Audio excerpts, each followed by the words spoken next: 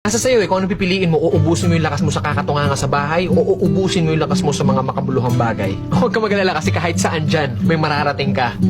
Alam mo na yun. Hindi, ganito kasi yan. Dahil lang alam mong matagal at mapapagod ka, hindi ka natutuloy. Tsong wala kang mararating kung hindi mo pipihitin yung susi sa loob ng ulo mo. Gaano man kataas ang pangarap mo sa buhay, huwag kang matatakot sa pagod at sakripisyo dahil parte yun eh. Hindi ka makakakain ng kanin kung hindi mo sasaingin. Hindi ka makakakain ng ulam kung hindi mo lulutuin. Lahat ng bagay kailangan kilusan mo muna sa umpisa. Hindi tatakbo ang sasakyan kung hindi mo sususian. Kung hindi mo lalagyan ng gasolina, hindi yun tatakbo sa kung saan mo siyang direksyon dapat dalhin. Kailangan kumilos ka.